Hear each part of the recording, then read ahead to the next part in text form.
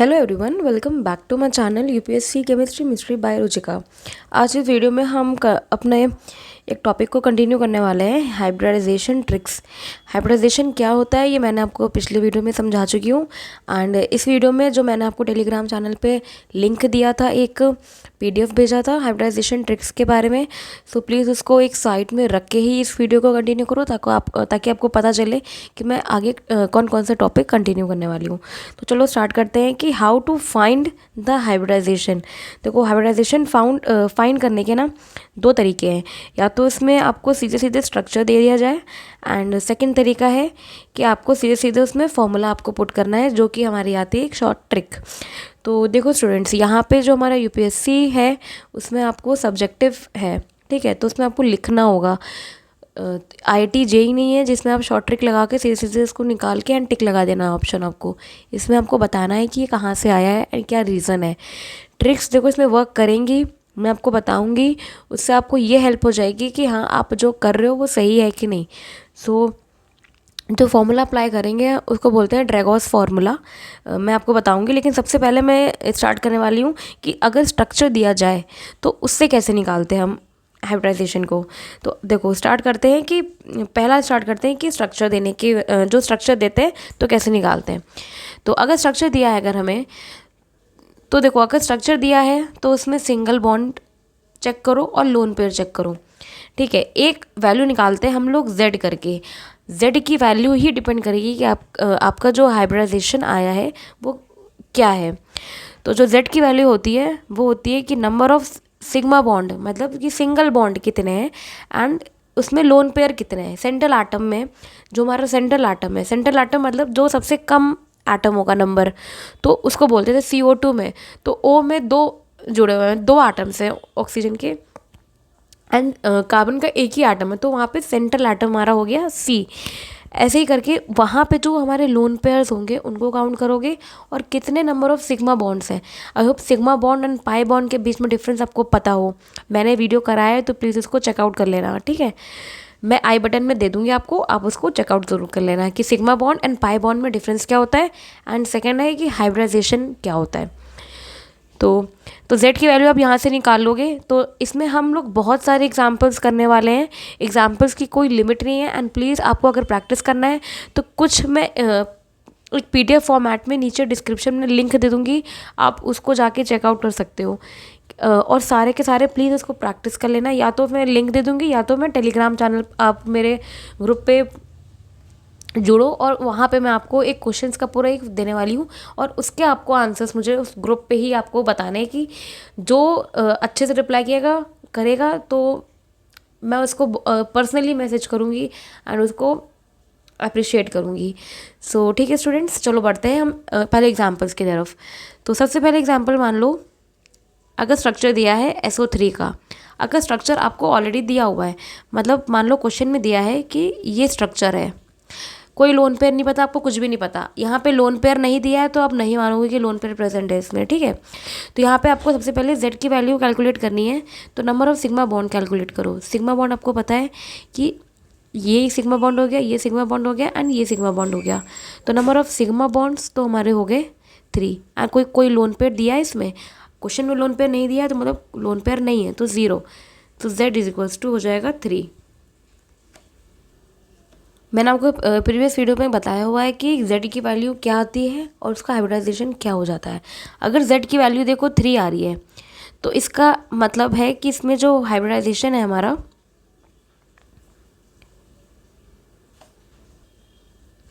इसमें जो हमारा हाइब्रिडाइजेशन है वो हो जाएगा sp2। 3 का मतलब है कि एक ऑर्बिटल s का है और 2 ऑर्बिटल p के हैं, तो ये आ गया हमारा sp2 हमारा हाइब्रिडाइजेशन आ गया। तो अगर इसकी ज्योमेट्री पूछी जाए कि ज्योमेट्री क्या है, तो अगर sp2 हाइब्रिडाइजेशन है तो उसकी ज्योमेट्री क्या होती है हमारी, ट्रायंगुलर प्लेनर।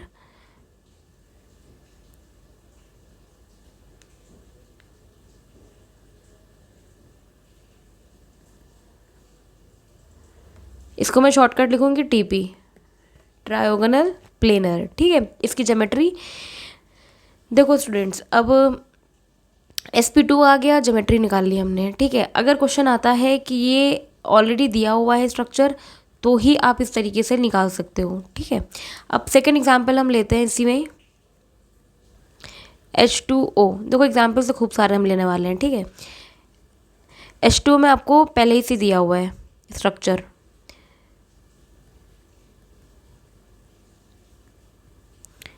अब इसको आपको हाइब्रिडाइजेशन निकालना है, मतलब Z की वैल्यू निकालनी है। अब देखो सिग्मा बॉन्ड बताया था, नंबर ऑफ सिग्मा बॉन्ड कितने हो गए इसमें, 2 सिग्मा बॉन्ड्स हो गए। और लोन पेयर कितने हो गए, एक लोन पेयर ये हो गया और दूसरा लोन पेयर ये हो गया, तो 2 लोन पेयर हो गए। तो मतलब इसका जो हमारी Z की वैल्यू आने वाली है वो आ जाएगी 3, सॉरी Z की वैल्यू आ जाएगी हमारी 4। अगर Z की वैल्यू 4 है तो मतलब ये आ गया हमारा sp3 हाइब्रिडाइज्ड। अब sp3 है तो मतलब इसकी ज्योमेट्री क्या आ जाएगी, टेट्राहेड्रल। टेट्राहेड्रल इसकी ज्योमेट्री आ जाएगी। ज्योमेट्री प्लीज़ स्टूडेंट्स याद कर लो, मैंने एक पेज दिया था, मैं फिर से भेज दूँगी आपको चैनल पे, तो प्लीज़ इसको याद कर लेना, ठीक है। कि Z की वैल्यू अगर 3 है, 2 है, 4 है, 6 है, 8 है, तो उसकी जो हमारी ज्योमेट्री है वो क्या होती है। तो अब नेक्स्ट एग्जाम्पल में चलते हैं हम, NH3। सेंट्रल एटम ये है तो आपको इसी का ही हाइब्रिडाइजेशन निकालना है, ठीक है। इसमें दिया है आपको एग्जाम्पल स्ट्रक्चर, ये स्ट्रक्चर दिया है, ठीक। अब इसमें नंबर ऑफ सिग्मा बॉन्ड निकालो, 1 2 3 नंबर ऑफ सिग्मा बॉन्ड हो गए। तो Z की वैल्यू क्या हो गई हमारी, number of sigma bonds plus एक ही लोन पेयर दिया है तो इतने भी 4 आ गया, मतलब sp3 आ गया। अब sp3 हाइब्रिडाइजेशन आ गया, इसकी ज्योमेट्री क्या होगी, टेट्राहेड्रल। ये सब याद करते चलना है। नेक्स्ट एग्जाम्पल मैं फटाफट करा रही हूँ। अब आ गया SO4 2-। अब इसमें देखो इसका स्ट्रक्चर दिया है हमें, ये स्ट्रक्चर हमें दिया हुआ है, ठीक। अब इसमें काउंट करो नंबर ऑफ सिग्मा बॉन्ड्स कितने हैं। एक सिग्मा बॉन्ड ये, एक ये है, एक ये है एंड एक ये है, मतलब 4 सिग्मा बॉन्ड हो गए। तो Z की वैल्यू देखो, नंबर ऑफ सिग्मा बॉन्ड्स तो देखो 4 हो गए हमारे, ठीक है। और कोई लोन पेयर दिया है, सेंटर एटम में कोई लोन पेयर है हमारा, नहीं है लोन पेयर, तो लोन पेयर 0। तो Z की वैल्यू हमारी 4 आ गई, मतलब sp3 फिर से ज्योमेट्री टेट्राहेड्रल आ गई, ज्योमेट्री टेट्राहेड्रल आ गई। अब नेक्स्ट एग्जाम्पल देखो, PCl5। इसमें हमारा स्ट्रक्चर दिया हुआ है ऑलरेडी, ये इसका स्ट्रक्चर होता है, ये हमें क्वेश्चन में दिया है।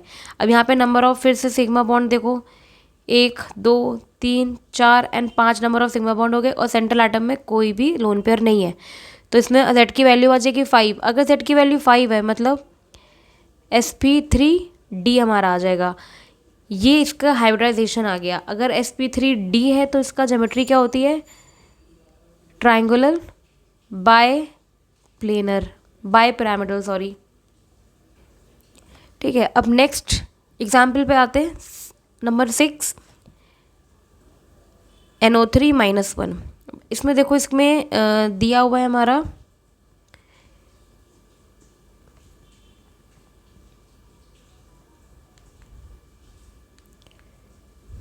ये दिया है, ठीक है। अब नंबर ऑफ सिग्मा बॉन्ड देखो, 1 2 3 नंबर ऑफ सिग्मा बॉन्ड हो गए।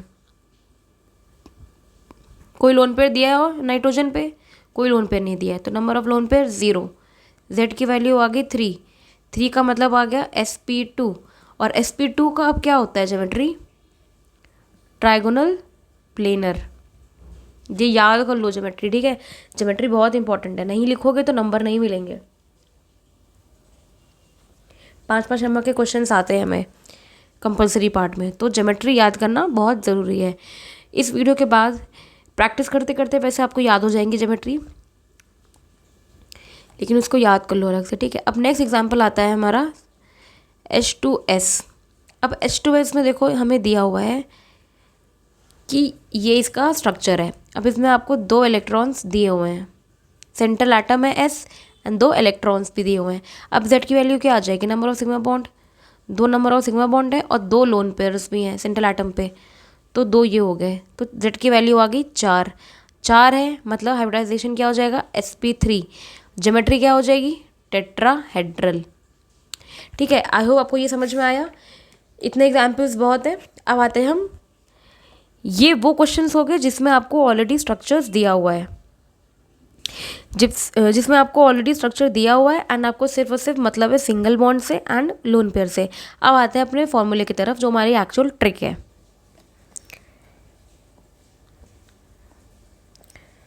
देखो, ट्रिक को भी याद करना पड़ेगा, ठीक है, हर चीज़ इतनी आसान नहीं होती है, उसको याद करना बहुत ज़रूरी है। तो अब आप लिख सकते हो इसको as a so called trick. ठीक है, तो इसमें z की वैल्यू इसमें भी निकालनी है, तभी आपका हाइब्रिडाइजेशन स्टेट आएगा। तो इसमें z का जो फॉर्मूला होता है, इसे याद कर लो, हाफ ब्रैकेट में number of valence electron on central atom plus negative charge minus positive charge plus number of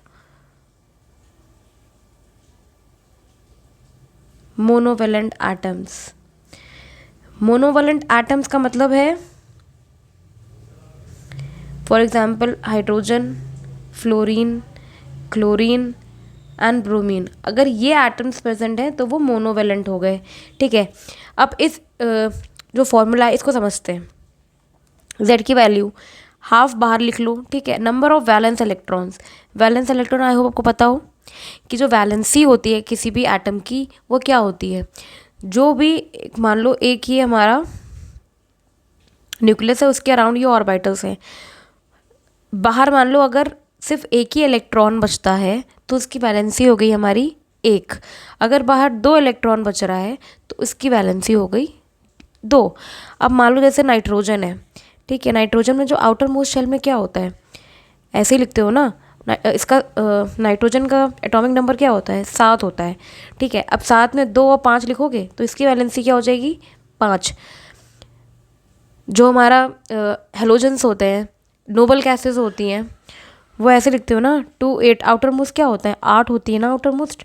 तो ये इस तरीके से हमारे नंबर ऑफ वैलेंस इलेक्ट्रॉन्स आते हैं। ठीक है, और ये सेंट्रल एटम के निकालने हैं, जो उनसे जुड़े हुए एटम है उनके नहीं निकालने, सेंट्रल एटम के निकालने हैं। तो अगर कोई नेगेटिव चार्ज दिया है एटम पे तो उसको प्लस कर देना है, और कोई जो अगर नेगेटिव चार्ज दिया है, हाँ, उसको प्लस कर देना है, और अगर कोई पॉजिटिव चार्ज दिया है उसको माइनस कर देना है। ठीक है, and number of monovalent atoms आपको मैंने बता दिए कि इस तरीके से अगर दिए हुए तो उनको ऐड कर देना है। अब देखो, अब इसको एग्जाम्पल्स के थ्रू लेके चलते हैं। तो सबसे पहले एग्जाम्पल लेते हैं हम NH3। यहाँ पे आपको हाइब्रिडाइजेशन निकालना है नाइट्रोजन का, मतलब सेंट्रल एटम का ही निकालोगे आप। तो अगर मैं ये मार्क कर रही हूँ, इसका मतलब नाइट्रोजन का हाइब्रिडाइजेशन निकालना है। ठीक है, अब नाइट्रोजन का मैंने आपको एग्जाम्पल बताया था कि इसमें जो 7 होते हैं, एटॉमिक नंबर इसका 7 होता है, तो इसमें हमारे आउटर मोस्ट शेल कितने हो जाएंगे, 5 वैलेंस इलेक्ट्रॉन्स हो जाएंगे। तो इसमें z की वैल्यू पुट करो, half number of valence electron पूछा है। ठीक है, सेंट्रल एटम पे मतलब नाइट्रोजन 5 आ रहा है, 5। अब देखो, कोई पॉजिटिव चार्ज दिया है, कोई नेगेटिव चार्ज दिया है, नहीं, कोई पॉजिटिव चार्ज दिया है, नहीं। And number of monovalent atoms दिए हैं, 3 दिए हैं, तो यहाँ पे +3 कर दो। तो इसको करने के बाद z की वैल्यू हमारी आ जाएगी 4, मतलब sp3। ज्योमेट्री क्या हो जाएगी, टेट्राहेड्रल। ठीक, ये फर्स्ट एग्जाम्पल हो गया। अब सेकेंड एग्जाम्पल हम लेके चलते हैं H2O। यहाँ पे सेंट्रल एटम ऑक्सीजन का निकालना है। ठीक है, अब ऑक्सीजन का आपको पता है कि 8 होता है एटॉमिक नंबर, तो इसमें कैसे लिखोगे, 2 और 6, तो आउटर मोस्ट इलेक्ट्रॉन 6 हो गए, मतलब इसका वैलेंस इलेक्ट्रॉन 6 हो गए। तो z की वैल्यू निकालो, half number of valence electron 6। कोई पॉजिटिव चार्ज दिया है, कोई नेगेटिव चार्ज दिया है, नहीं। अब यहाँ पे हमारे मोनोवेलेंट एटम्स दिए हैं, इनको प्लस कर दो 2, तो यहाँ भी आ जाएगा हमारे z की वैल्यू 4। sp3 लिखो एंड ज्योमेट्री टेट्राहेड्रल लिखो, काम खत्म हो गया इसका। ठीक, अब थर्ड एग्जाम्पल पे आते हैं हम, CO3 2- कार्बोनेट आयन। अब कार्बन का 6 होते हैं इसके, एटॉमिक नंबर 6 होता है। 6 का मतलब 2 और 4 हो गया। तो वैलेंस शेल में कितने इलेक्ट्रॉन्स हो गए? 4। अब यहाँ से Z की वैल्यू निकालो, हाफ 4। अब देखो इसमें नेगेटिव चार्ज दिया है, लाइन से आओ, नेगेटिव चार्ज दिया है, नेगेटिव चार्ज को प्लस करना है। तो नेगेटिव चार्ज कितना दिया? -2। तो मतलब नेगेटिव चार्ज को हमें करना है प्लस, पॉजिटिव चार्ज नहीं दिया है। या तो किसी में पॉजिटिव दिया जाएगा या तो नेगेटिव दिया जाएगा। ठीक है, नेगेटिव चार्ज 2 दिया तो इसको प्लस कर लिया। और नंबर ऑफ कोई मोनोवैलेंट एटम दिया है? नहीं दिया है, तो मतलब 0, कुछ नहीं लिखना है हमको इसमें। ठीक है, तो इसमें कितना आ गया हमारा? 3। Z की वैल्यू आ गई 3। 3 का मतलब आ गया sp2। और sp2 का क्या होता है ज्योमेट्री? Triangular planar. अब फोर्थ एग्जाम्पल, NO3-1, नाइट्रोजन का निकालना है हाइब्रिडाइजेशन। नाइट्रोजन में फिर से 7 आ गया, मतलब 5, इसमें 2 और 5, 5 वैलेंस इलेक्ट्रॉन हो गए। तो half valence electron 5। Negative charge दिया है, नेगेटिव को प्लस करते हैं, +1। कोई मोनोवैलेंट दिया है? नहीं दिया है। तो Z की वैल्यू कितनी आ गई? 3। 3 का मतलब हो गया sp2, एंड sp2 को अगेन ट्रायंगुलर प्लेनर। ठीक, अब फिफ्थ एग्जाम्पल लेके चलते हैं। सिलिकॉन F4, सिलिकॉन कार्बन के नीचे होता है। कार्बन में आउटर मोस्ट कितने होते हैं? वैलेंस इलेक्ट्रॉन, अगर सिलिकॉन जो है हमारा कार्बन के नीचे होता है। ठीक है, ये तो आपको पता होगा, पीरियोडिक टेबल याद कर लेना ठीक से। सिलिकॉन कार्बन यहाँ होता है और सिलिकॉन नीचे होता है। कार्बन में जो नंबर ऑफ वैलेंस इलेक्ट्रॉन होंगे आउटर मोस्ट, वही सेम सिलिकॉन में होने वाले हैं। तो इसके 4 होते हैं वैलेंस शेल, तो इसके भी 4 ही होंगे। नंबर ऑफ वैलेंस इलेक्ट्रॉन तो डाउन द पीरियड हमारा सेम ही होता है ना। तो इस तरीके से आप इसको याद कर सकते हो कि इसमें जो वैलेंस इलेक्ट्रॉन है वो हो जाएंगे 4। तो half number of valence electron लिख लो 4। कोई पॉजिटिव कोई नेगेटिव कुछ नहीं दिया है, लेकिन नंबर ऑफ मोनोवैलेंट दिया है 4, फ्लोरीन हो गया। तो इसमें आपका आ गया 4। Z की वैल्यू आ गई 4। 4 मतलब sp3, एंड sp3 का मतलब आ गया टेट्राहेड्रल। ठीक है, अब आते हैं सिक्स्थ एग्जाम्पल पे अपने। SF4, sulphur. सल्फर में कितना होता है आउटर मोस्ट? ऑक्सीजन के नीचे होता है सल्फर। तो ऑक्सीजन में 6 होते हैं, इसमें भी 6 होंगे।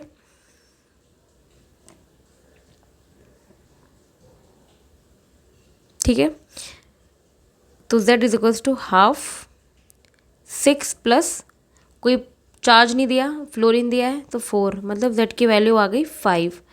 अब 5 का मतलब आ गया sp3d। इसका क्या होता है structure, sorry geometry? Triangular bipyramidal. ये इसकी ज्योमेट्री आ गई। ठीक, अब चलते हैं अपने सेवेंथ एग्जाम्पल पे। सेवेंथ एग्जाम्पल में मान लो H2S है।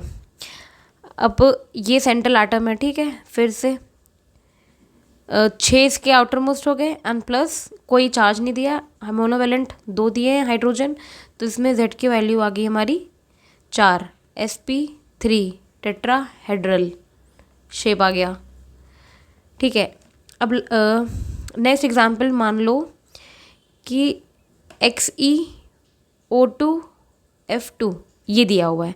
सेंट्रल एटम तो जेनॉन हो गया हमारा। जेनॉन एक नोबल गैस है जिसमें कि आउटर मोस्ट वैलेंस इलेक्ट्रॉन कितने होते हैं? 8 होते हैं। तो Z is equals to half 8 मान लो। कोई चार्ज दिया है? नहीं दिया है। कोई नेगेटिव चार्ज नहीं दिया, कोई पॉजिटिव चार्ज नहीं दिया है। ऑक्सीजन का कोई मतलब नहीं है। फ्लोरीन हमारा मोनोवैलेंट दिया है, तो +2 हो गया इसमें, तो 5 हो जाएगा, मतलब sp3d and again triangular bipyramidal. ये इसका ज्योमेट्री हो जाएगी। अब नेक्स्ट एग्जांपल आते हैं हम XeF4 पे। अगेन Z की वैल्यू क्या होने वाली है यहाँ पे? हाफ आउटर मोस्ट जेनॉन में कितना हो गया हमारा? 8। कोई पॉजिटिव कोई नेगेटिव नहीं, एंड मोनोवैलेंट 4। तो ये आ गया हमारा Z की वैल्यू आ गई 6। 6 हमारा मतलब sp3d2। अगर sp3d2 है तो इसका क्या होता है ज्योमेट्री? ऑक्टाहेड्रल। ज्योमेट्री याद कर लेना ज़रूरी है। अब 10th एग्जाम्पल पे आते हैं हम लोग। SO3 2-। सल्फर में आउटर मोस्ट, ऑक्सीजन के नीचे, अगेन Z की वैल्यू हाफ 6 होनी चाहिए, आउटर मोस्ट ऑक्सीजन के नीचे है, प्लस 2 नेगेटिव चार्ज दिए हैं तो नेगेटिव को प्लस करना होता है, कोई मोनोवेलेंट नहीं दिया है तो ये हो गया। तो इसमें Z की वैल्यू हमारी हो गई 4। अगेन sp3 हो गया, एंड sp3 का मतलब टेट्राहेड्रल। ठीक है फ्रेंड्स, ये मैंने आपको एग्जांपल्स करा दिए हैं, कुछ अलग अलग एग्जांपल्स हैं, एक जैसे नहीं है। अब मैं आपको समझाऊंगी कि जो हाइब्रिडाइजेशन होता है और जो हमारी वेस्पर थ्योरी है, ठीक है, जो कि शेप बताती है हमारे जो ऑर्बिटल का जो शेप है वो बताती है, ठीक है। तो अब हम टॉपिक पे बढ़ते हैं कि हाइब्रिडाइजेशन एंड जो valence shell electron repulsion valence shell electron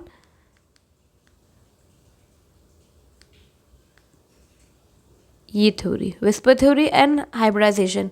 देखो हाइब्रिडाइजेशन में हमें ना ज्योमेट्री का पता चलता है और वेस्पर में शेप का पता चलता है।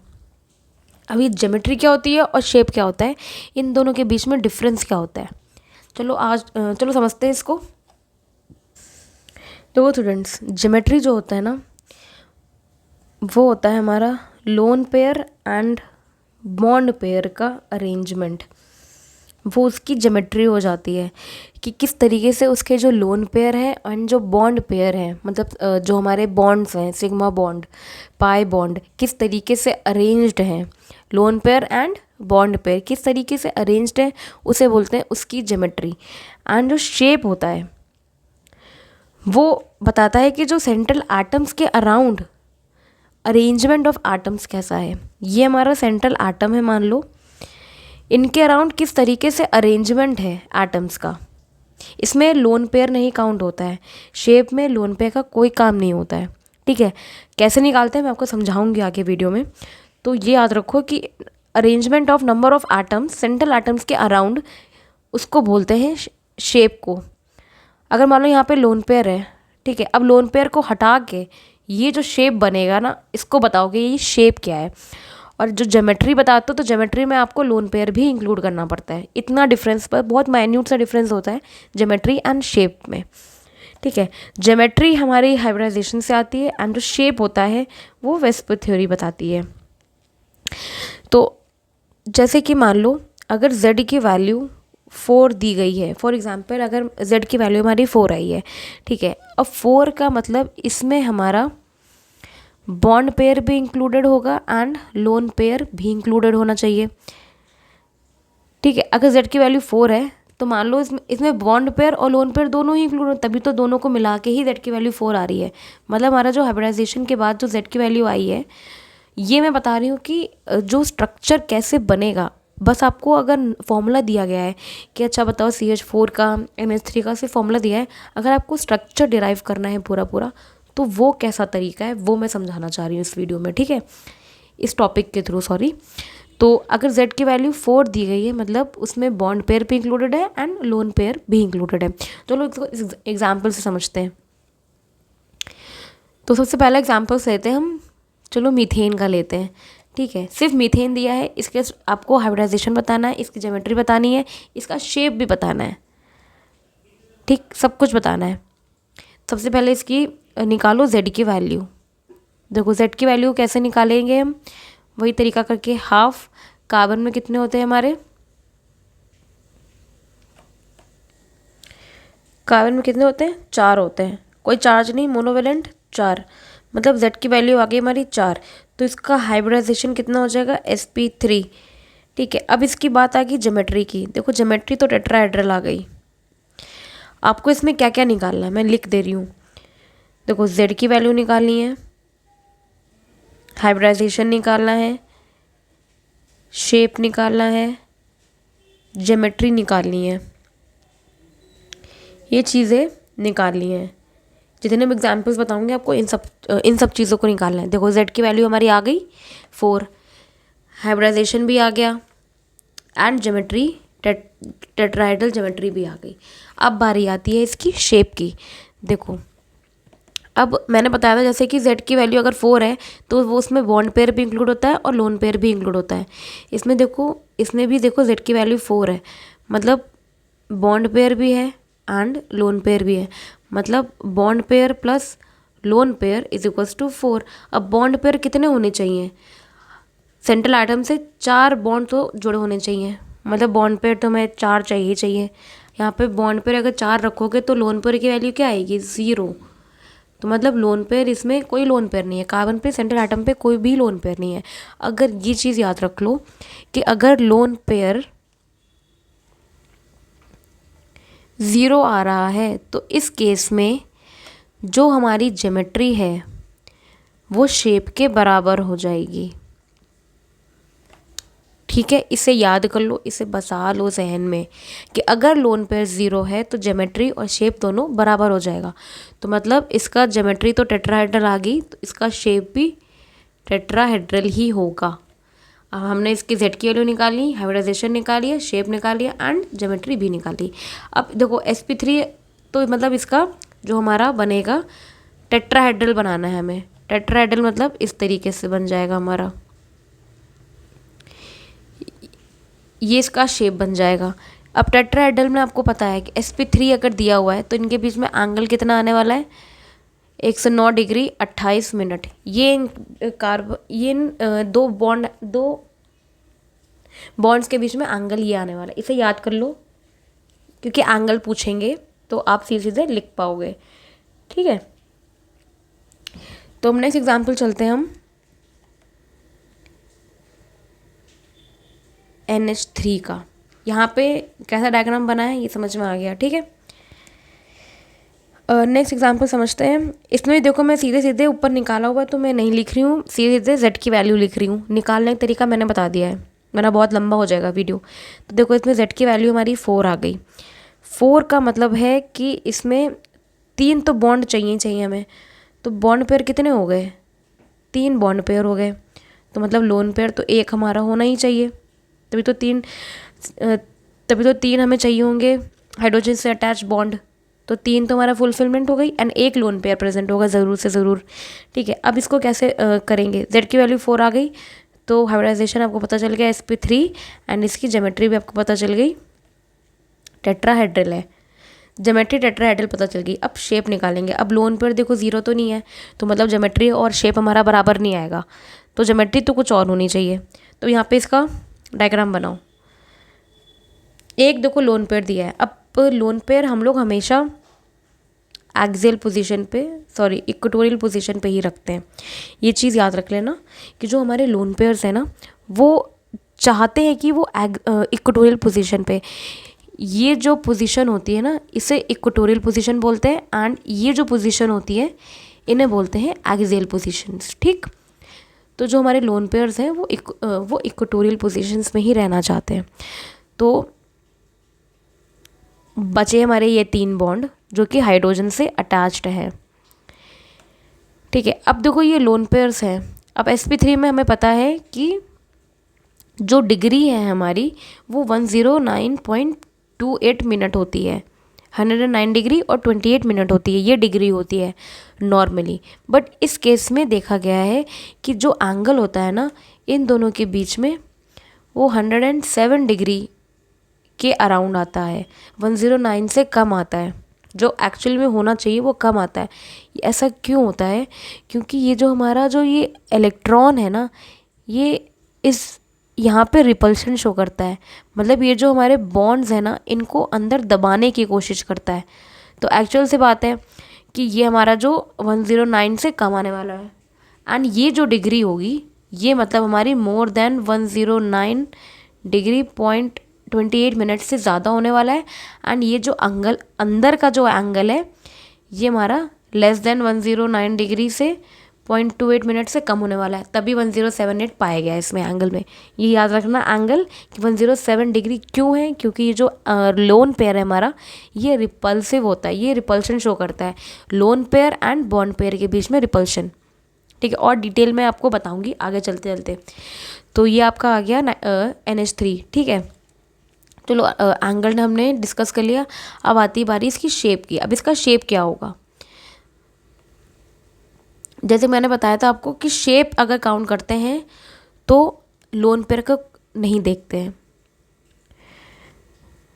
लोन पेयर को नहीं देखते हैं। ठीक है, अब लोन पेयर को हटा दो, यहाँ पे शेप देखने के लिए लोन पेयर को यहाँ से हटा दो। अगर लोन पेयर देखो प्रेजेंट है तो शेप से मतलब होता है, मतलब अगर लोन पेयर प्रेजेंट है तो ज्योमेट्री और शेप मैंने आपको बता दिया है कि मतलब होता है। तो सिर्फ आपको शेप के लिए सिर्फ और सिर्फ सराउंडिंग एटम्स ही आपको ज़रूरत है। तो यहाँ पे जो हमारा शेप हो जाएगा वो ज्योमेट्री से अलग होगा। तो लोन पेयर को यहाँ से हटा दो। लोन पेयर हटाने के बाद ये एक थोड़ा सा पिरामिड टाइप का लग रहा है, ऐसा पिरामिड टाइप का लग रहा है, तो शेप हो जाएगा हमारा पिरामिड। ठीक है, तो ज्योमेट्री अलग है, शेप अलग है।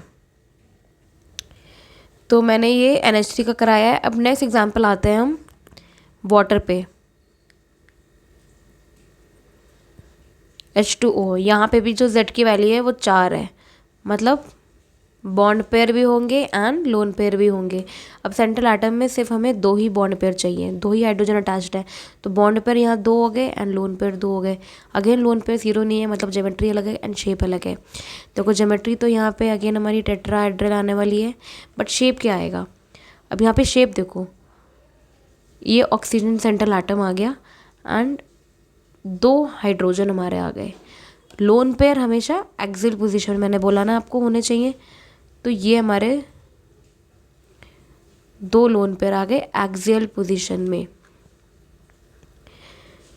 ठीक है, अब इनकी डिग्री जो है ना, इनका बीच में जो एंगल है, इसमें तो देखो 107 पाया गया है। लोन पेयर जब प्रेजेंट है तो इसमें 160 डिग्री पाया गया है, लेकिन इसमें जो है ना 105 डिग्री पाया गया। होना कितना चाहिए था, एक्चुअली होना चाहिए था 109 डिग्री एंड 28 मिनट होना चाहिए था, बट एक्चुअली पाया कितना गया है 105 डिग्री। तो इसका मतलब है कि ये ऊपर वाले से भी कम एंगल है, मतलब ये लोन पेयर का और ज़्यादा रिपल्शन हो रहा है। तो ये जो लोन पेयर है ये और ज़्यादा इसको दबा रहा है, तभी इसका एंगल तो कम आ रहा है। तो ऑब्वियसली बात है, यहाँ तो मोर देन 100 डिग्री 9 से ज़्यादा होगा, ये लेस देन हुआ है हमारा 105 डिग्री। सो ये समझ में आ रहा है। तो और लोन पेयर के बारे में आपको और डिटेल में बताऊंगी, इतना आप अभी तक के लिए तो इतना समझ लो। ठीक है, एंगल याद रख लो, वाटर में 105 होता है sp3 के केस में। देखो अब हम आते हैं विस्पर थ्योरी की तरफ अपने, कि विस्पर थ्योरी क्या होती है। विस्पर थ्योरी क्या होती है, देखो विस्पर थ्योरी में आपको मैंने जैसे कि बताया कि जो शेप होता है ना मॉलिक्यूल का, वो बताती है विस्पर थ्योरी। तो इसमें सबसे पहला पॉइंट आप ये याद रखो कि जो हमारा इलेक्ट्रॉन पेयर है, जो इलेक्ट्रॉन पेयर है ना, ये हमेशा एक दूसरे को रिपेल करने की कोशिश करेंगे, चाहेंगे कि हम ज़्यादा से ज़्यादा दूर हो सकें। ठीक है, तभी वो स्टेबल अपने आप को कर पाएंगे। तो इलेक्ट्रॉन पेयर हमेशा स्टेबल होने के लिए आपस में एक डिस्टेंस मेंटेन रखने की कोशिश करेंगे। ठीक, इलेक्ट्रॉन पेयर का आपको क्लियर हुआ कि ये हमेशा डिस्टेंस मेंटेन करने की कोशिश करेंगे। अब विस्पर थ्योरी में देखो 2 टाइप के इलेक्ट्रॉन पेयर्स पाए जाते हैं। एक तो बॉन्ड पेयर हो गया, जहाँ पे बॉन्ड्स के बीच में इलेक्ट्रॉन्स के बीच में डिस्टेंस होता है, एंड एक तो ये हमारा बॉन्ड पेयर हो गया, एंड दूसरा हो गया हमारा लोन पेयर। लोन पेयर, ये 2 तरीके के हमारे इलेक्ट्रॉन्स पाए जाते हैं, 2 डिफरेंट टाइप्स के मतलब पाए जाते हैं। इलेक्ट्रॉन के बीच में जो रिपल्शन होता है ना, डिफरेंट टाइप्स ऑफ रिपल्शन पाया जाता है। बॉन्ड पेयर में रिपल्शन एंड लोन पेयर के बीच में रिपल्शन। अब आपको ये याद रखना है, जो हमारा लोन पेयर और लोन पेयर का रिपल्शन होता है वो सबसे ज़्यादा होता है as comparative to lone pair bond pair का रिपल्शन, एंड ये बॉन्ड पेयर का रिपल्शन सबसे कम होता है। ठीक है, ये चीज़ याद रख लो। अगर अगर 2 लोन पेयर्स दिए हुए हैं, उनके आपस में रिपल्शन ज़्यादा होगा। फॉर एग्ज़ाम्पल मान लो जो मैंने यही ऊपर वाला बताया है, इनके बीच में रिपल्शन 2 लोन पेयर हो गए, इनके बीच में रिपल्शन सबसे ज़्यादा होने वाला है एज़ कम्पेरेटिव टू, ये देखो ये लोन पेयर रिपल्शन हो गया, ये दोनों जो हो गए ये lone pair and bond pair का रिपल्शन हो गए एंड ये जो हो गया दोनों बॉन्ड्स के बीच में, इन्हें बोलते हैं बॉन्ड पेयर रिपल्शन। तो सबसे ज़्यादा हमारा लोन पेयर होंगे, लोन पेयर रिपल्शन, फिर उससे कम lone pair bond pair, and सबसे कम bond pair repulsion. So I hope आपको ये रिपल्शन का जो ऑर्डर है ये समझ में आ गया होगा।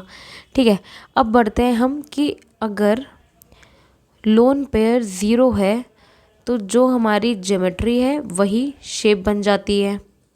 एग्जाम्पल हमने ऊपर लिया है मीथेन में, जो ज्योमेट्री है वही शेप हो गई। अगर ऐसा नहीं है, अगर लोन पेयर ज़ीरो नहीं है तो ज्योमेट्री और शेप बराबर नहीं होंगी।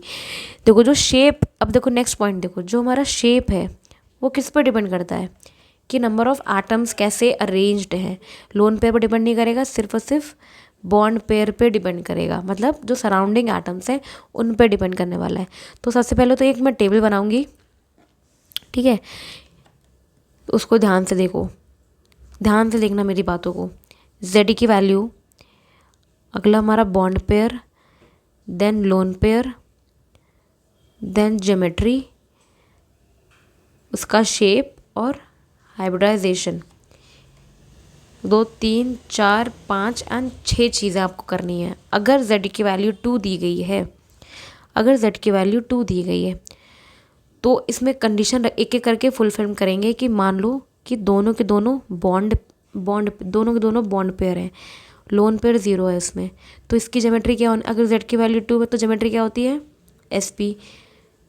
लोन पेयर नहीं है तो मतलब ज्योमेट्री और शेप बराबर होने वाला, सॉरी ज्योमेट्री यहाँ हाइब्रिडाइजेशन sp यहाँ लिखोगे, ज्योमेट्री क्या होती है लीनियर होती है।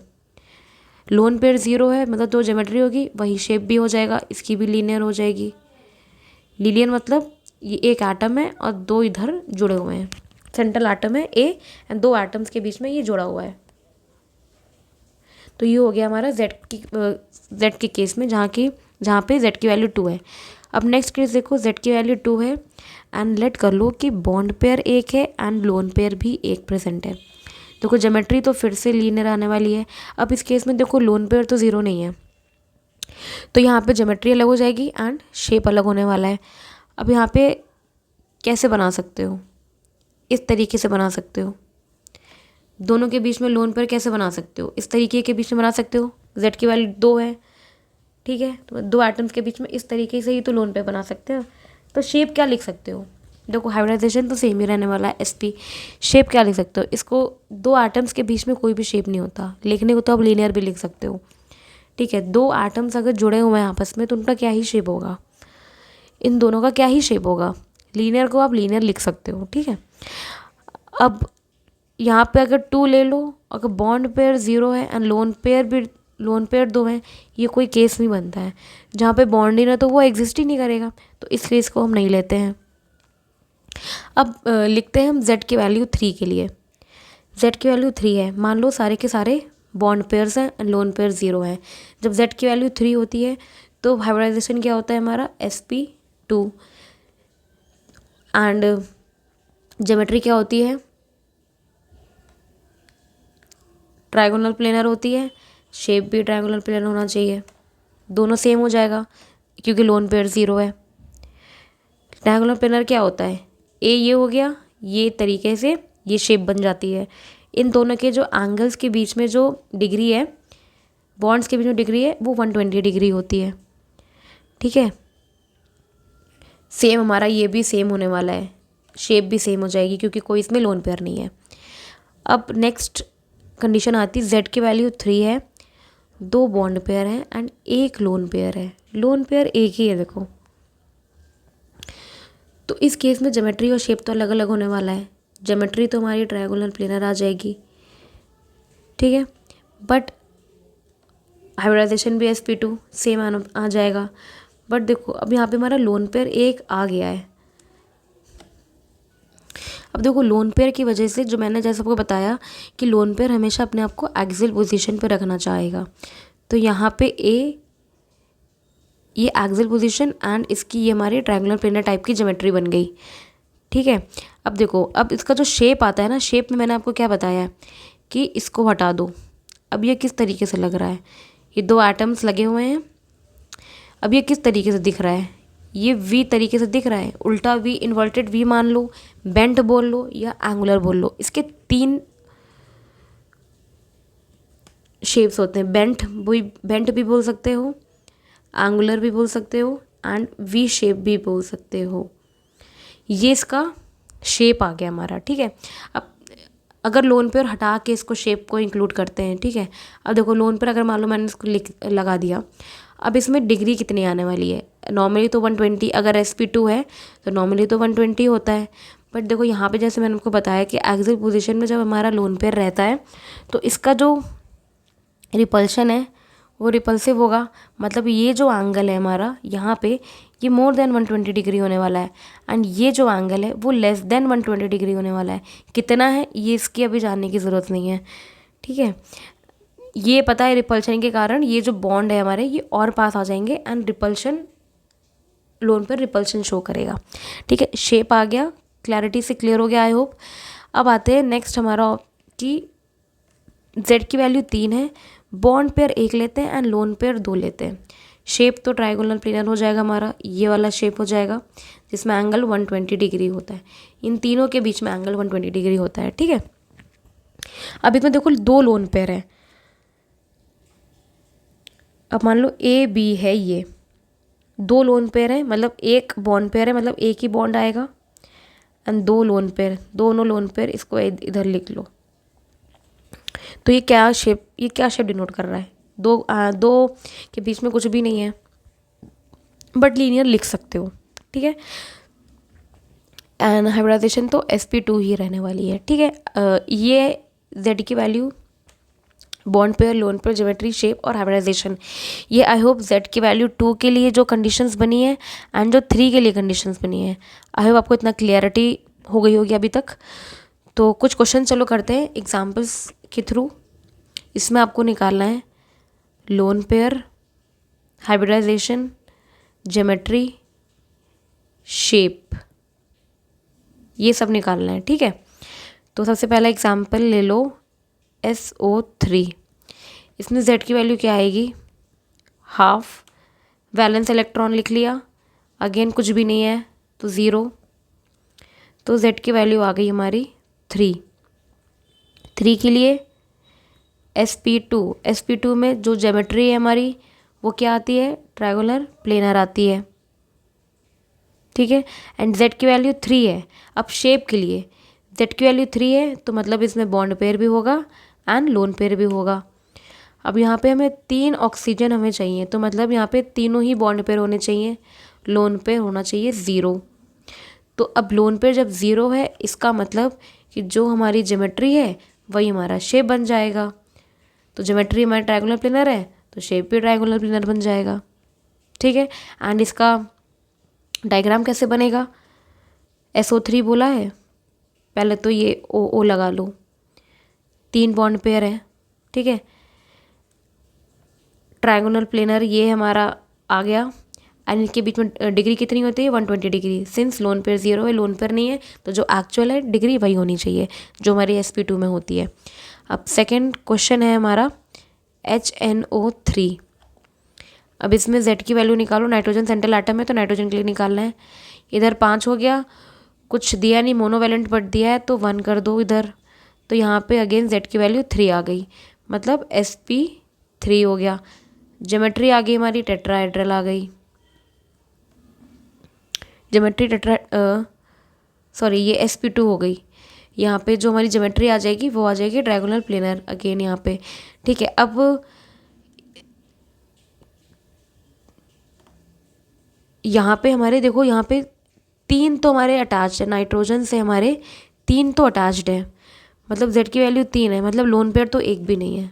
यहाँ पे हमारे bond pair and lone pair लिख लो, ठीक है। देखो लोन पेयर तो एक भी नहीं क्योंकि तीनों के तीनों बॉन्ड पेयर, z की वैल्यू 3 है, तीनों के तीनों इधर है। बट देखो यहाँ पे बॉन्ड पेयर तो 3 हो गए, बट यहाँ देखो एक हाइड्रोजन हमारा बच रहा है, तो ये हाइड्रोजन मतलब कि O से अटैच्ड होगा, तो नाइट्रोजन से तो अटैच नहीं है। ये थोड़ा सा याद भी करना पड़ेगा, जो हमारे मतलब एसिड है, ये स्ट्रॉन्ग एसिड है नाइट्रिक एसिड, इसमें जो ऑक्सीजन होता है ना वो हाइड्रोजन निकलता है, तभी तो वो हमारा जो कैटायन बनता है। तो यहाँ पे जो हमारा बॉन्ड पेयर तो 3 हो जाएंगे, लोन पेयर 0। लोन पेयर 0 है मतलब जो ज्योमेट्री है वही शेप हो जाएगी। तो ट्रायंगुलर प्लेनर हमारी ज्योमेट्री है तो शेप भी यही हो जाएगी। अब इसकी बारी आती है कि डायग्राम कैसे बनेगा। ट्रायंगुलर प्लेनर अगेन आया तो ट्रायंगुलर प्लेनर के लिए ये बनाने वाले हैं हम, ठीक है। तीनों ऑक्सीजन से ऑक्सीजन लगा लो, एक ऑक्सीजन से हाइड्रोजन भी जोड़ लो, क्योंकि ये नाइट्रोजन सिंगल एटम से नहीं है। बॉन्ड पेयर तो सिर्फ 3 ही है, तो मतलब ये हमारा ऑक्सीजन से जुड़ा होगा, सेंट्रल एटम से तो नहीं जुड़ा होगा, ठीक है। एंड कोई लोन पेयर नहीं है तो इसकी डिग्री है तो 120 डिग्री होने वाली है। यहाँ पे लोन पेयर और बॉन्ड पेयर दोनों को मिला के 3 आ रहा है, ठीक है। अब नेक्स्ट क्वेश्चन बढ़ते हैं हम अपने SO2 को मानते हैं। चलो, सल्फर में Z की वैल्यू कैसे निकालते हो। Z की वैल्यू सल्फर में देखो ऑक्सीजन के नीचे रहता है तो 6 हो गया एंड प्लस 0 कुछ भी नहीं, तो Z की वैल्यू इसमें आ गई हमारी 3। 3 का मतलब आ गया sp2 एंड sp2 का अगेन आ गया ट्रायंगुलर प्लेनर आ गया। ये आ गई हमारी ज्योमेट्री। अब Z की वैल्यू 3 है मतलब यहाँ पे देखो बॉन्ड पेयर भी होगा एंड लोन पेयर भी होगा। सल्फर सिर्फ 2 ही एटम से अटैच्ड है, मतलब इसमें 2 बॉन्ड पेयर है, 1 लोन पेयर है, मतलब लोन पेयर तो प्रेजेंट है इसमें, हमें पता चल गया। तो मतलब कि ज्योमेट्री और शेप इक्वल नहीं होगी। ज्योमेट्री तो ट्रायंगुलर प्लेनर आ गई, इसका शेप क्या होगा। सल्फर, अब मैंने बताया कि 1 लोन पेयर है, लोन पेयर को एक्सियल पोजीशन पर रखते हैं एंड ट्रायंगुलर है तो इस तरीके से रखेंगे। ऑक्सीजन ऑक्सीजन लगा दो, एक सेंट्रल एटम हो गया। अब देखो यहाँ पे जो एंगल निकालोगे ये मुझे पता है कि ये रिपल्शन शो करेगा तो 120 डिग्री से तो ज़्यादा होगा एंड इन दोनों के बीच में जो एंगल होगा वो लेस देन 120 डिग्री होने वाला है। कितना है कोई मतलब नहीं है, इतना आपको लिखना है, ठीक है। इसका शेप क्या होगा। अब देखो ज्योमेट्री तो ये बता दी मैंने, अब शेप में क्या करते हैं, शेप में इसको हटा देते हैं, जो हमारा लोन पेयर है इसको हटा के अरेंजमेंट ऑफ एटम्स दिखाते हैं। अगेन देखो ये एंगुलर, इसके 3 मैंने नाम बताए थे आपको, बेंट भी हो सकता है, एंगुलर भी लिख सकते हो एंड इसको वी शेप भी लिख सकते हो। 3 शेप हो गए। अब हम Z की वैल्यू जब 3 होती है तो उसके लिए मैंने आपको बता दिया एग्जाम्पल्स। अब हम लिखते हैं Z की वैल्यू 4। फिर से वही टेबल बनाएंगे पूरी, bond pair, lone pair, geometry, shape and hybridization. अब Z की वैल्यू 4 है, सबसे पहले बॉन्ड पेयर को 4 रखो, 0 को लोन पेयर को 0 रखो। Z की वैल्यू 4 है मतलब टेट्राहेड्रल आ जाएगी, sp3 है तो शेप भी टेट्राहेड्रल ही आ जाएगा हमारा। टेट्राहेड्रल कैसे आता है, ए कोई आटम है, ये टेट्राहेड्रल हो गया तो इसका शेप भी यही सेम होने वाला है, ठीक। पहले केस में कोई दिक्कत नहीं है। Z की वैल्यू 4 है, बॉन्ड पेयर 3 रख दो, 1 लोन पेयर रख दो, तो शेप तो क्या कहते हैं, ज्योमेट्री तो टेट्राहेड्रल आने वाला है। शेप क्या होगा, शेप मैंने बताया 1 लोन पेयर है तो लोन पेयर ऊपर होने वाला है एंड बाकी इधर होने वाला हमारा, बॉन्ड ऐसे बन जाएंगे, ठीक है। अब इनके बीच में जो एंगल होता है मैंने बताया था 109 डिग्री होता है, एक्चुअल में तो 109 डिग्री होता है, 9 डिग्री .28 मिनट। जब हाइब्रिडाइजेशन हमारा sp3 होता है तो एंगल कितना होता है 109 डिग्री और 28 मिनट होता है, बट इस केस में तो ये लेस देन होगा 109 से 28 मिनट से कम होगा, क्योंकि ये मोर देन होगा क्योंकि रिपल्शन करेगा इस वजह से, ठीक है। अब इसकी शेप क्या होगी, लोन पेयर को हटा दो, शेप पिरामिडल बन रही है, ठीक है। तो शेप क्या होगी इसकी, पिरामिडल।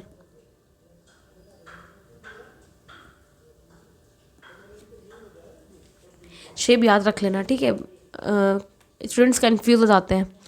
तो अब देखो Z की वैल्यू अगेन एक तीसरी कंडीशन है कि Z की वैल्यू 4 है एंड 2 लोन पेयर है एंड 2 बॉन्ड पेयर है। थोड़ा नीचे बनाते हैं, Z की वैल्यू 2 लोन पेयर है एंड 2 बॉन्ड पेयर है। ज्योमेट्री तो टेट्राहेड्रल होने वाली है। अब 2 लोन पेयर है मतलब कि एक्सियल पोजीशन पे लोन पेयर होंगे एंड बचे हमारे 2 इधर। अब इसमें क्या करोगे, इसमें हमें पता है कि नॉर्मली तो 109 डिग्री 28 मिनट होता है, ये हमारा मोर देन हो जाएगा 109 डिग्री 28 मिनट से एंड ये हमारा और कम हो जाने वाला है 109 डिग्री और 28 मिनट से। इन दोनों के बीच में रिपल्शन मैक्सिमम होगा, जैसे मैंने बताया लोन पेयर फिर bond pair lone pair and फिर बॉन्ड पेयर का रिपल्शन, ठीक है। अब इसमें क्या हमारा एंगल आने वाला है, फिर से लोन पेयर अगर हम हटा देते हैं तो इनका जो शेप है वो क्या आएगा, बेंट आएगा। बेंट बोल सकते हो, एंगुलर बोल सकते हो, वी शेप बोल सकते हो। अगेन इसका शेप जो होगा बेंट, एंगुलर या वी शेप बोल सकते हो, ठीक है। जेड की वैल्यू 4 में देखो यही कंडीशंस होती हैं। अब इसके एग्जांपल्स करते हैं। सबसे पहला एग्जांपल्स ही लेते हैं हम 4, CH4। इसमें जेड की वैल्यू 4 आती है, sp3 हाइब्रिडाइजेशन होता है, 4 ही बॉन्ड पेयर अटैच्ड है हमारे, तो लोन पेयर बॉन्ड पेयर सब बराबर हो गए हमारे, मतलब लोन पेयर 0 हो गया यहाँ पे एंड बॉन्ड पेयर 4 हो गया। तो लोन पेयर 0 है तो जो टेट्राहेड्रली ज्योमेट्री हो गया, टेट्राहेड्रली हमारा शेप बन जाएगा, ठीक है। सेकेंड एग्जाम्पल आते हैं हम लोग NH3 में।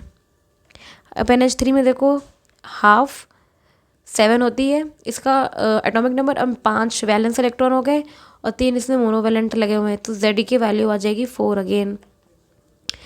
तो यहाँ पे देखो बॉन्ड पेयर कितने हो जाएंगे, 3 बॉन्ड पेयर हो जाएंगे, तो लोन पेयर को 1 होना पड़ेगा यहाँ पे। जेड की वैल्यू 4 है तो मतलब sp3 इसका हाइब्रिडाइजेशन हो गया, ज्योमेट्री इसकी टेट्राहेड्रल हो गई, ठीक है। बॉन्ड पेयर 3, एक लोन पेयर 1 है, तो लोन पेयर हमारा ऊपर होना चाहिए एंड 3 हाइड्रोजन है जो कि नाइट्रोजन से अटैच्ड है। और इनका डिग्री sp3 में डिग्री कितनी होनी चाहिए, 109 डिग्री 28 मिनट, ये ज़्यादा होगा एंड ये सब कम होने वाले हैं। और इसका शेप क्या होगा, लोन पेयर का हटाओ, शेप होगा इसका पिरामिडल, पिरामिडल इसका शेप हो जाएगा, ठीक है। अब हम आते हैं जेड की वैल्यू 5। देखो 5 में केसेस ज़्यादा हो जाते हैं, ठीक है। तो नेक्स्ट आते हैं हम जेड की वैल्यू 5।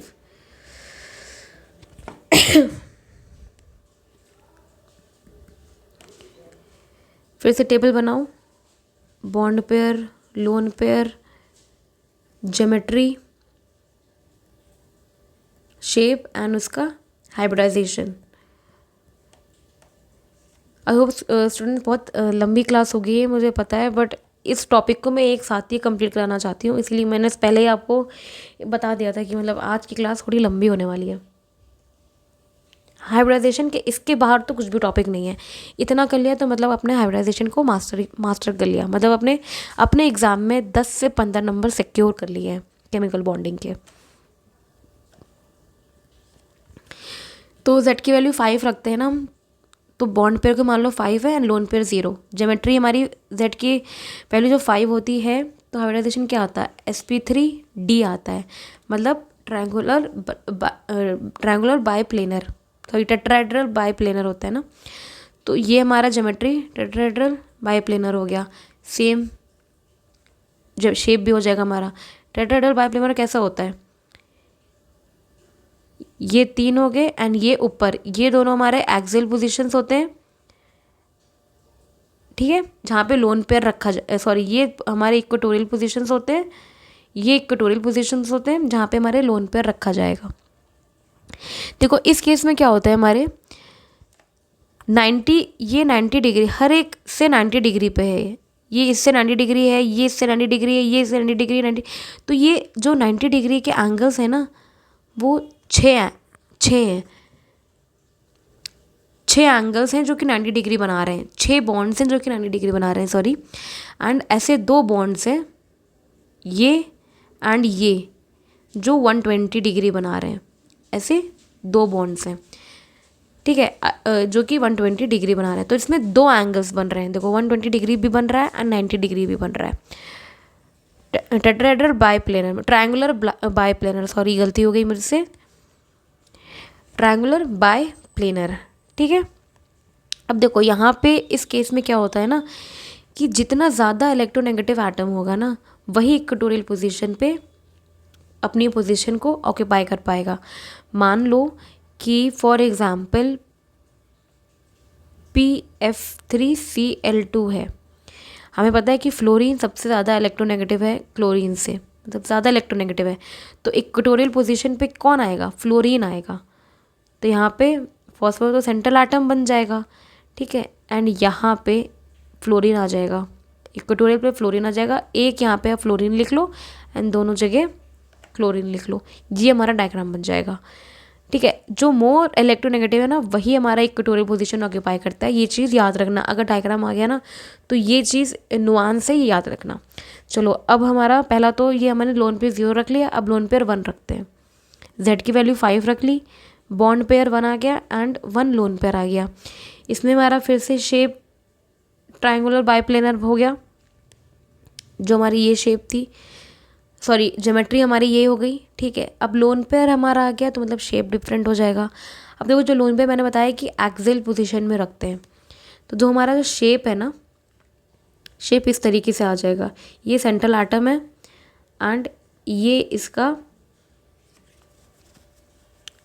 आ जाएगा। अब इसको थोड़ा सा रोटेट करो, इस तरीके से इसको रोटेट करो तो कैसा दिखेगा ये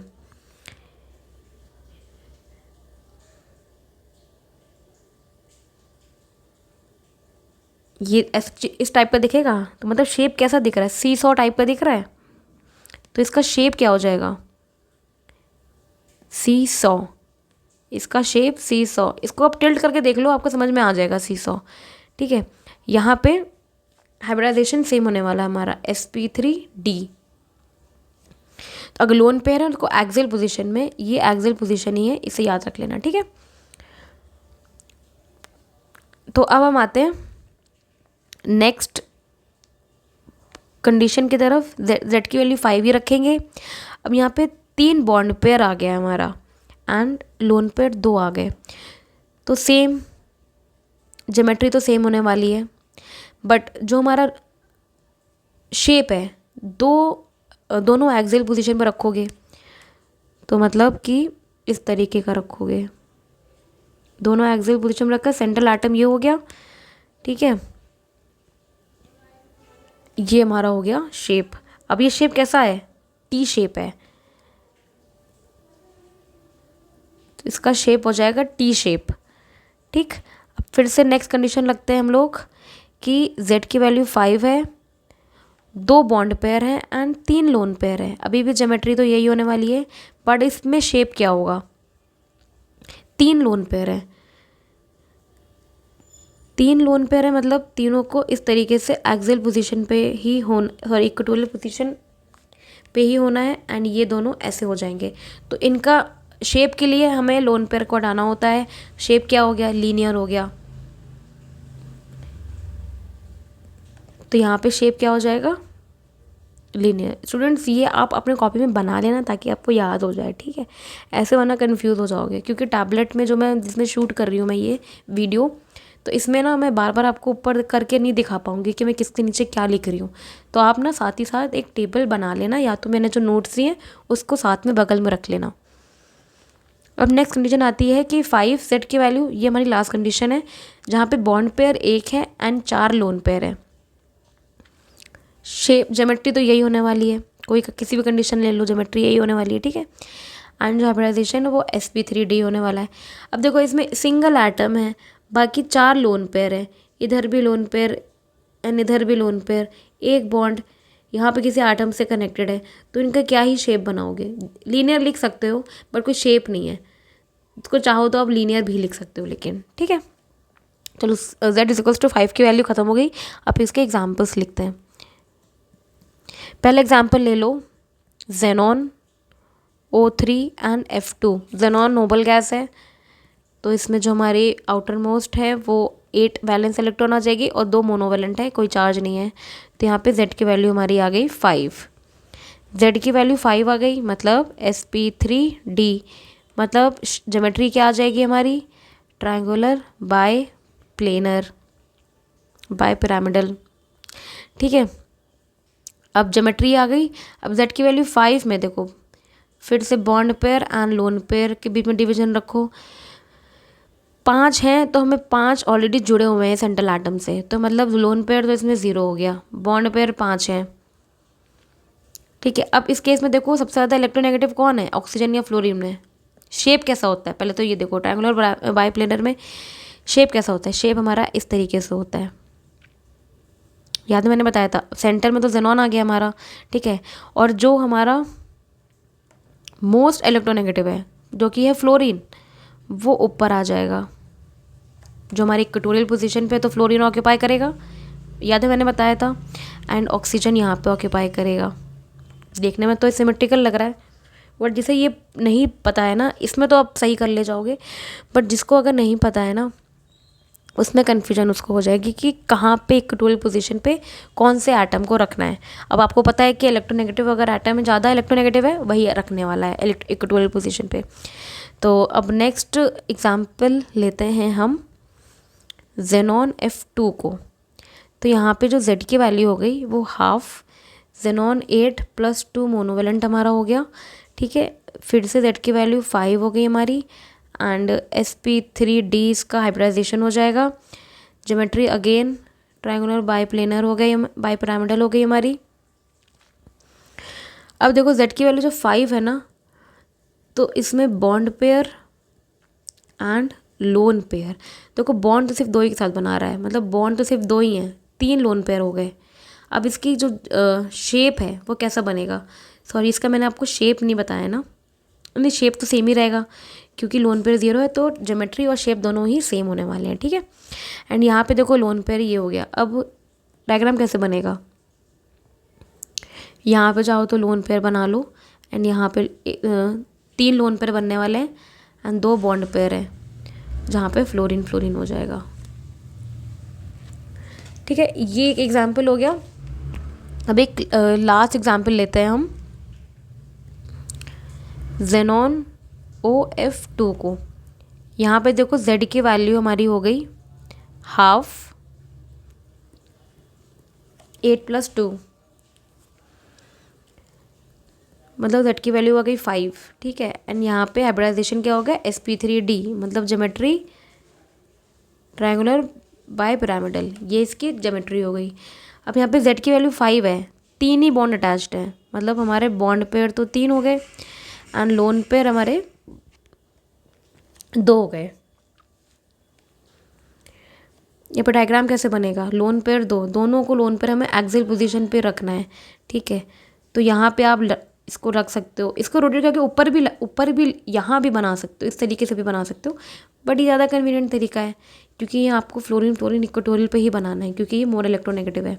एंड यहाँ पे आ गया ऑक्सीजन, ठीक है। अब शेप कैसा है, इसको रोटेट कर लो इस तरीके से तो टी शेप दिखेगा, टी शेप हो गया। अब आते हैं हम, ये तो एग्जाम्पल्स हो गए Z=5 के। अब हम आते हैं Z=7 के। Lone pair, bond pair, geometry, shape and hybridization. तो सबसे पहला केस लिखते हैं हम 6, Z=6, जिसमें एक भी लोन पेयर नहीं है एंड बॉन्ड पेयर 6 है।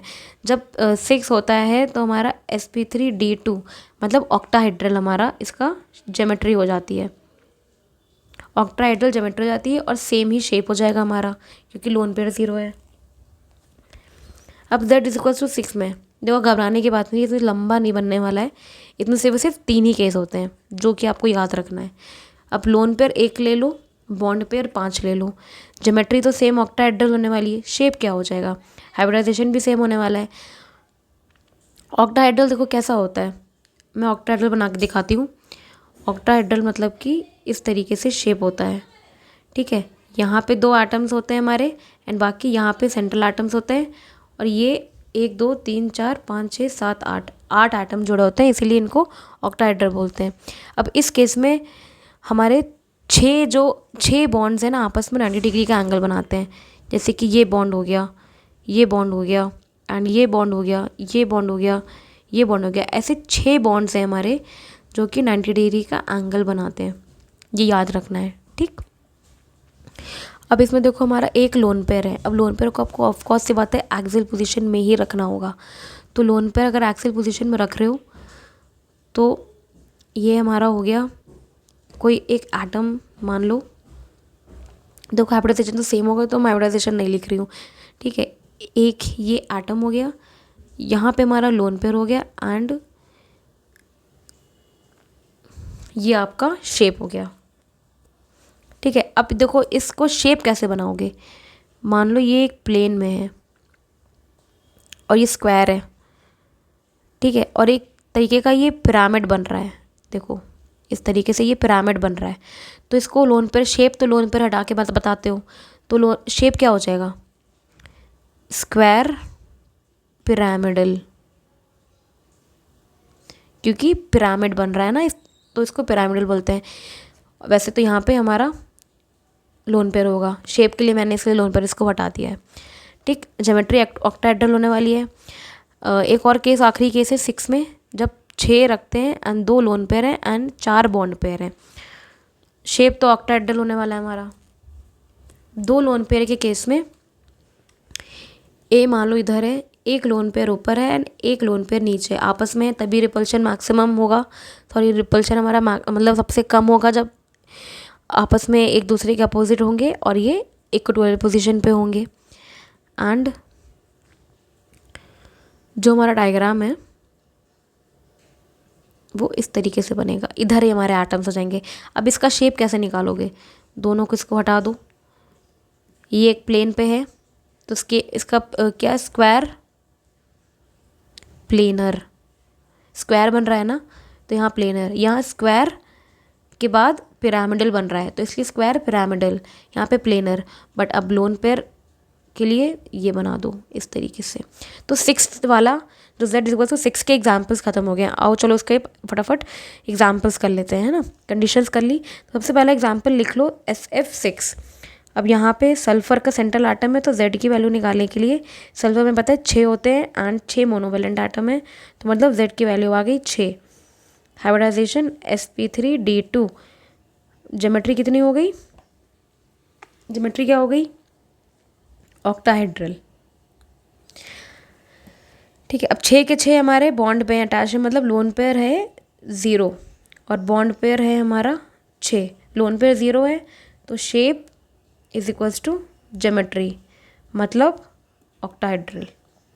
ठीक है, अब शेप कैसे बनेगा इसका, शेप ऑक्टाहेड्रल का जैसे मैंने बताया कि ऐसे ही रहेगा एंड बाकी फ्लोरीन आपके ऐसे बन जाएंगे। ये आपका बन जाएगा ज्योमेट्री और शेप ऑक्टाहेड्रल के केस में। ठीक, अब नेक्स्ट एग्जांपल हमारा है ज़ेनॉन F4। अब यहाँ पे Z की वैल्यू निकालो, Z यहाँ पे 8 हो गया, यहाँ पे मोनोवेलेंट 4 हो गए, मतलब Z की वैल्यू हो गई 6। अगेन sp3d2 हमारा हो जाएगा हाइब्रिडाइजेशन, ज्योमेट्री हो जाएगी हमारी ऑक्टाहेड्रल एंड 4 फ्लोरीन अटैच्ड है, मतलब यहाँ पे बॉन्ड पेयर हमारा हो जाएगा 4 एंड लोन पेयर हो जाएंगे हमारे 2 लोन पेयर है, मतलब दोनों को हमें इक्वटोरियल पोजीशन पे रखना है। तो क्या डायग्राम बनेगा इसका, ज़ेनॉन इधर है, 2 लोन पेयर ऐसे रखोगे एंड आपके जो इस तरीके से बनने वाले हैं जो फ्लोरीन अटैच्ड होंगे। अब इसका जो शेप होगे वो क्या लिखोगे, इनको हटाओ, प्लेनर में रखो तो स्क्वायर प्लेनर। ठीक है, एग्जाम में मत हटा देना, एग्जाम में आपको बस लेट करना है कि लोन पेयर हटा के छुपा के हमको ये बताना है। तो आखिरी केस आता है हमारा फाइनल एंड आखिरी, Z=7 पे। इसमें ज़्यादा केसेस नहीं है, इसमें सिर्फ एक ही केस है हमारा। ठीक है, Z=7 पे जब बॉन्ड पेयर ले लो, lone pair, geometry, shape and hybridization, तो वो फटाफट करा देती है उसको भी ख़त्म। Z=7 के केस में बॉन्ड पेयर ले लो 7 और यहाँ पे देखो लोन पेयर 0 ही रखोगे तभी काम चलेगा। ठीक है, लोन पेयर 1 ले लोगे तो उसमें कोई ऐसा लंबा केस नहीं आता, इस तरीके का केस नहीं पूछा जाता है मतलब। तो पेंटागोनल बाय पिरामिडल, ये इसका शेप हो जाने वाला है, सॉरी ज्योमेट्री हो जाने वाली है। लोन पेयर 0 है तो शेप भी सेम होने वाला है, इसमें ज़्यादा बकैती नहीं होने वाली है। ठीक, तो ये होगा इसका जो हाइब्रिडाइजेशन होता है वो होता है sp3d3 Z=7 के केस में। पेंटागोनल बाय पिरामिडल इसका शेप होता है। अब ये शेप बनता कैसे, ये देखो, मान लो ए कोई एटम है, ठीक है, इस तरीके से एंड ये आपका ये बन गया, ये तो आपका बन गया पेंटागोनल, इस तरीके से पेंटागोनल बन गया। ठीक है, एंड 2 जो एटम्स होते हैं वो इस तरीके से होते हैं, यहाँ पे एक एटम होगा एंड एक एटम यहाँ पे होगा, इस तरीके से एटम जुड़े हुए होते हैं। तो यहाँ पे जो 5 बॉन्ड है ना वो 72 डिग्री पे होते हैं। मुझे लग रहा है सॉरी, ये जो है ये 5 जो है ना ये 72 डिग्री पे है, एंड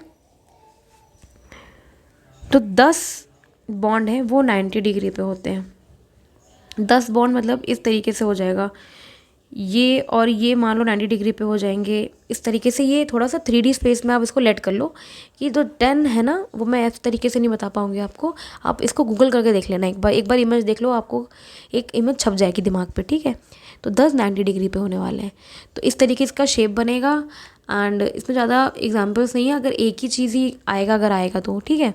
तो ये आपका इसका हाइब्रिडाइजेशन हो जाएगा।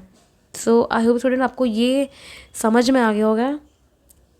ये एक पूरा गो टू लेक्चर है हाइब्रिडाइजेशन का, काफ़ी लंबा हो गया है, तो इसको आप चाहो तो 2 पार्ट में भी देख लो। मैंने इसको एक पार्ट में निपटाने की कोशिश करी है, क्योंकि बार बार एक ही टॉपिक को रिपीट करना ना थोड़ा सा मोनोटोनस हो जाता है। तो ठीक है स्टूडेंट्स, आई होप आपको समझ में आ गया। अगर कोई भी डाउट हो तो प्लीज़ आप मुझे बता देना मेरे टेलीग्राम चैनल पे, या कमेंट सेक्शन में भी पूछ सकते हो। एंड इसका PDF मैंने आपको सेंड कर दिया है, उसको एक बार रीड करके तब आप ये वीडियो देख लेना, आपको ज़्यादा अच्छे से समझ में आ जाएगा। और कुछ क्वेश्चंस मैं आपको दूंगी टेलीग्राम चैनल पे, अगर जिन बच्चों ने ज्वाइन किया है तो उनको मैं एक थोड़ा सा एक पेज में क्वेश्चंस हैं वो प्रैक्टिस करने के लिए दूंगी। आप प्लीज़ इस वीडियो करने के बाद उसको प्रैक्टिस कर लेना। ठीक है स्टूडेंट्स, मिलते हैं नेक्स्ट वीडियो में। Till then take care.